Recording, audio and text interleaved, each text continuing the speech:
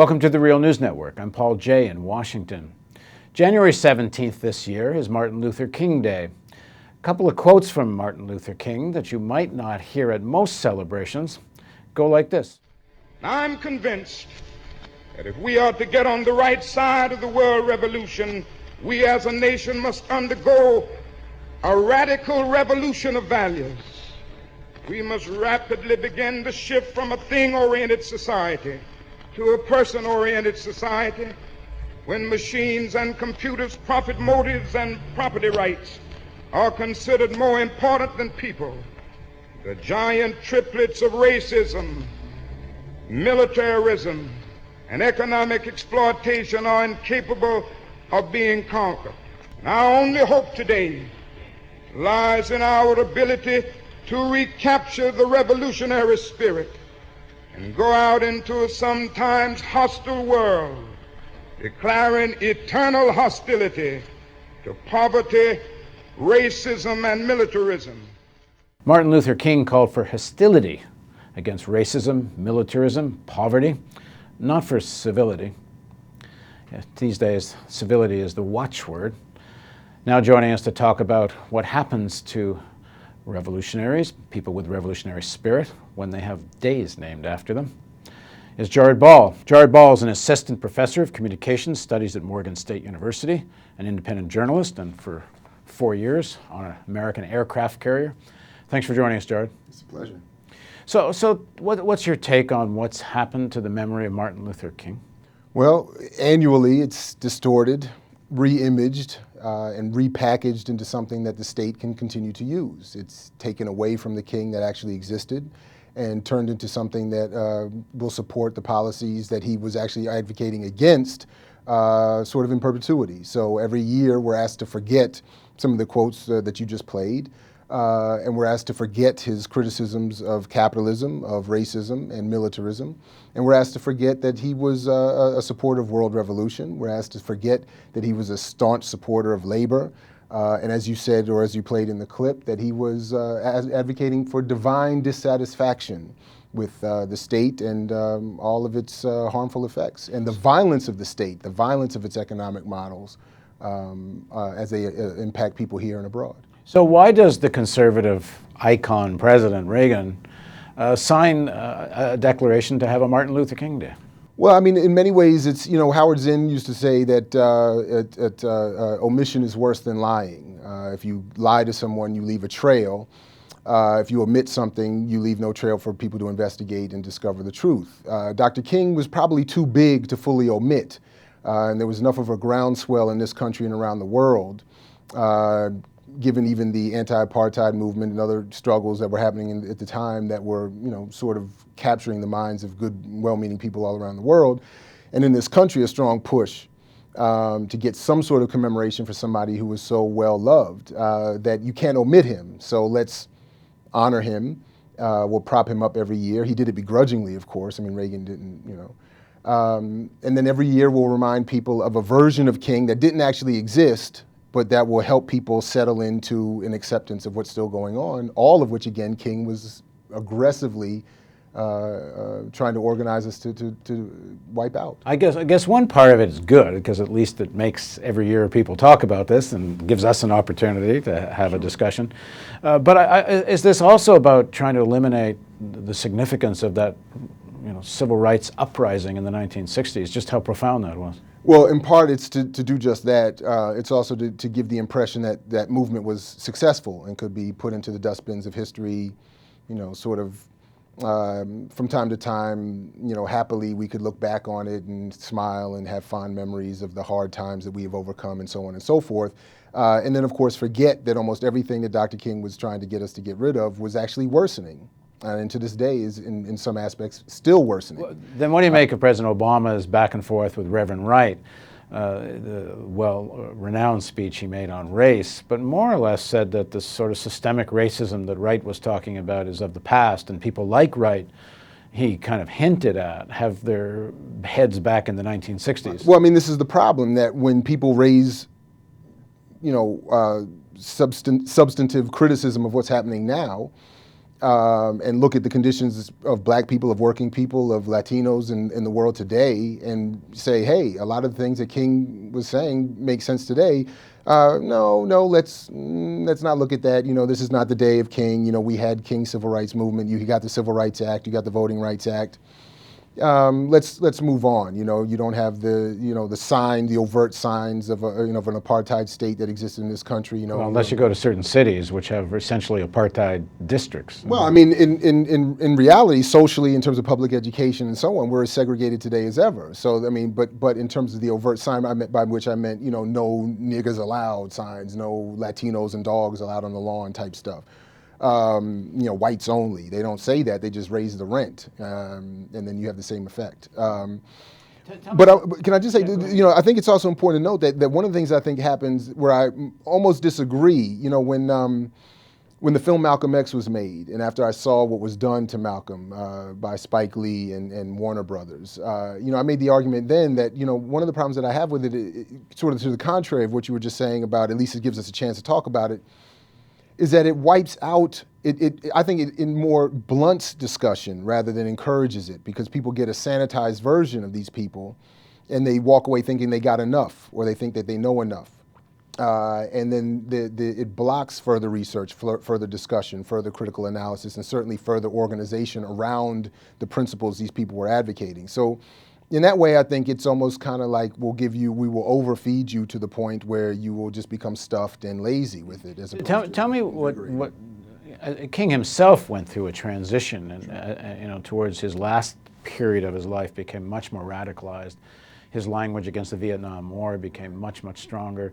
But in terms of your own arc, now you come with, I know you, and I know your parents were both quite progressive. Sure. But in terms of your own arc, what did King's words and message, how did that influence you? Well, initially it didn't at all. I mean, initially I went through, I think, the same stages that a lot of young people go through, where they pick up King and they get the sanitized version, like, oh, he was soft, it didn't speak to what we thought we needed for our manhood or our womanhood. We all said, I'm Malcolm, I want Malcolm. I don't, we put up this sort of false binary. And then one day I happened to, I was encouraged to read Where Do We Go From Here, Chaos or Community, his last full-length book. And in that book, I literally kept closing it and kept, wondering, had someone slipped Malcolm's manifesto in a book with King on the cover?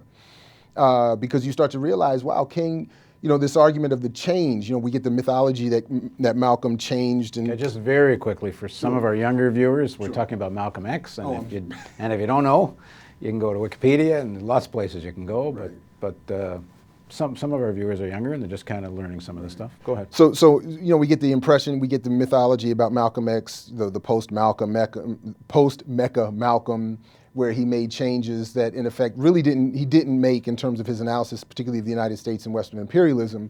And then we get a version of King that he was just soft, when in fact, not only were they meeting personally and literally in real life, but they were actually coordinating efforts to split up the movement, and less that Malcolm X was softening to where King was sort of hardening to where Malcolm was. He was reaching conclusions that Malcolm X had reached long before, particularly on issues of Vietnam, imperialism in general, and the specific workings of capitalism and racism in this country.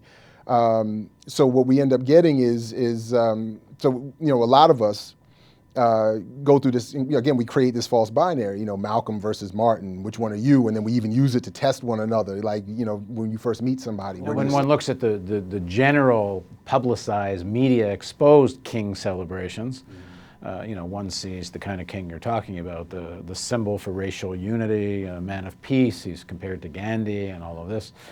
But in the African American community itself, do you see more of this real radical King? Certainly not enough, and I worry about it to the extent that I don't. There's not enough of a discussion of the real politics of King. A lot of people do get caught up in the commemoration aspect of it. A lot of people get caught up in some people even, take advantage of it and want to use King to prop themselves up or to bring more people into whatever flock that they're trying to generate. But I also think more importantly than that we have to remember that at the time of King's assassination, he was ostracized by many in his own movement. A lot of the civil rights leadership that today would not publicly acknowledge this had distanced themselves from King at the end of his life. Certainly the state itself had distanced itself from King at the end of his life. Popular media castigated him routinely at the end of his life. So this kind of let's come back now and re-image him as a hero is really disturbing, considering all the vitriol that was thrown at him while he was alive by people in and out of the movement. So which quote or idea of King's do you find most relevant today?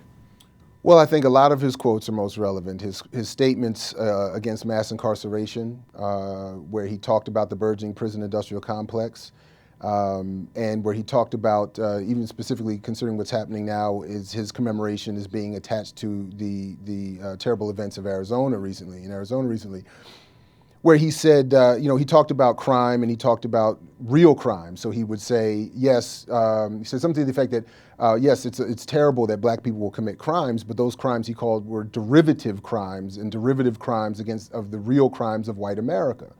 So he was talking about the violence of capitalism, the violence of an increasingly militarized police state within the country, particularly as it regards black America and those in struggle. He also talked about, he also said the bombs that are dropped on Vietnam explode at home. And what he meant by that, obviously, was that the billions that are being spent on war could be used to refurbish and re-energize this society and turn it into the country that it claims it was set out to be at the beginning. Another one that also resonates with me is his criticism of liberals and progressives in white America. Where he talked about how they would be willing to work with them when they were being beaten and hosed, but when it came to getting real economic reform and real justice in this country and freedom and equality, they walked off with the aggressors, he said. So, in terms of actually challenging who owns stuff. That's right, who owns stuff. Because he said it's great now that the lunch counter is desegregated, that's wonderful, but the hamburger that used to be 25 cents is now $2.50. So it's sort of what I was saying at the beginning. You don't have to put no Negroes allowed on the building anymore. You just jack up the rent and they're gone. He also, by the way, he was also a Du Boisian, and people also forget that. Even within the black community, often forget that he was a supporter of Du Bois and Du Bois's politics. So he supported the armed struggles in Africa and Latin America. He did support those movements in Angola and Mozambique and South Africa and et cetera.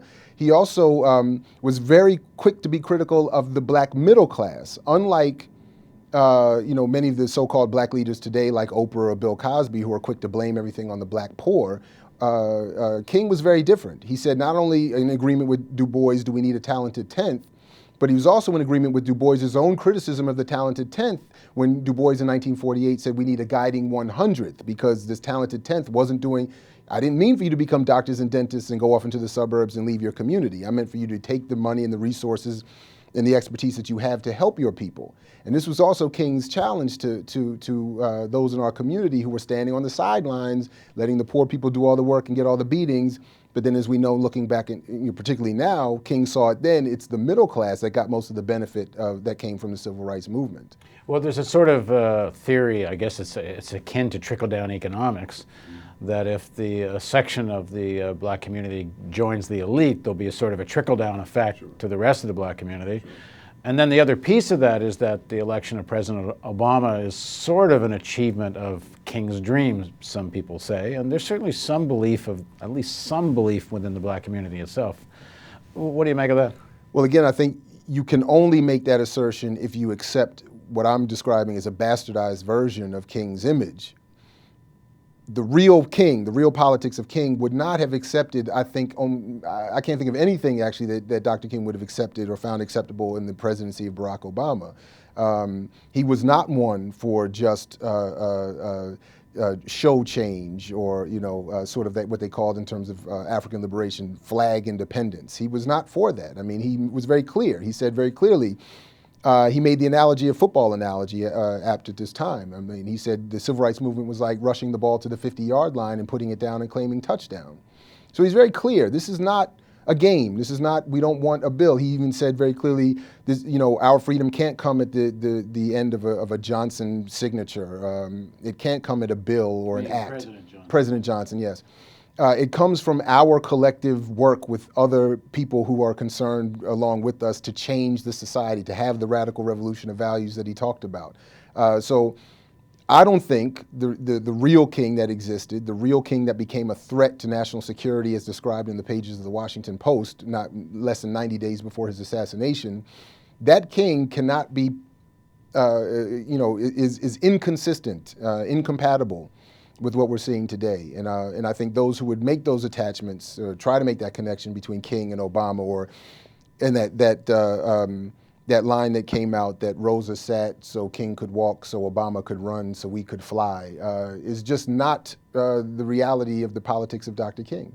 And he left enough documentation that you don't have to take my word for it. Thanks for joining us. And thank you for joining us. If you want to hear more of Jared, and if you live in the Washington area, you can find him on Pacifica Radio on Friday mornings. And thank you for joining us on the Real News Network.